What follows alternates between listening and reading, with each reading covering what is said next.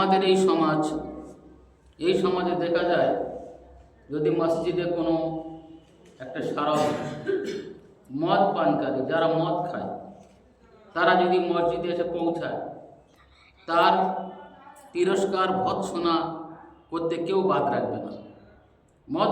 তুই মদ খেয়েছি, গন্ধ বেরোচ্ছে, দূর হয়ে বেরো যা। কেন তার এখান থেকে বের করে দেওয়া হবে? সে বলে একটা মদ করে। অতএব মদ খাওয়াটা তার অপরাধ।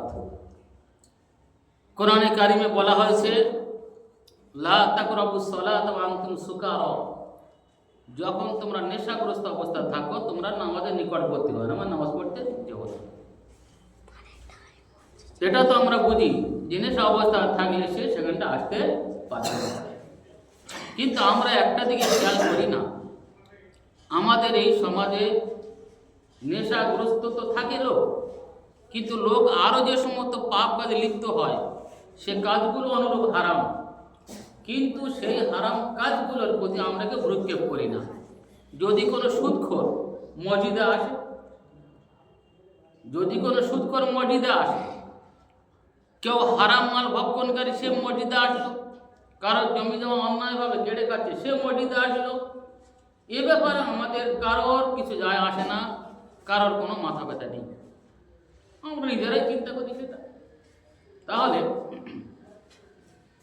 আমাদের উচিত ছিল যেমন মদখোর তেমনিও সুদখোর, বরং সুদের গুণাটা আরও বেশি।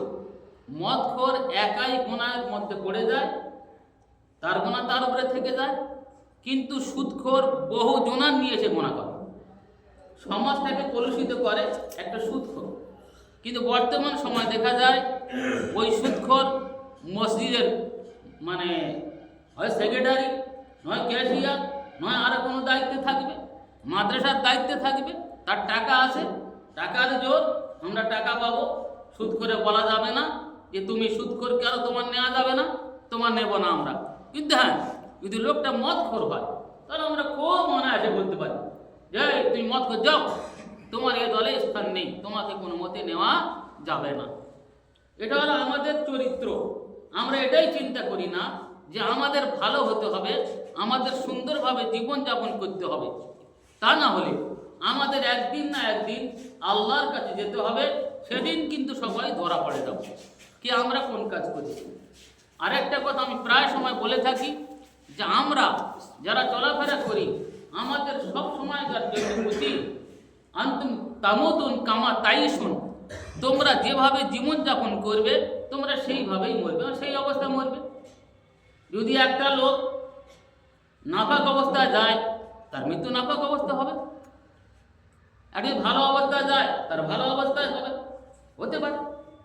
তাহলে মৃত্যু কখন আসবে এ কথা কেউ বলতে পারবে না।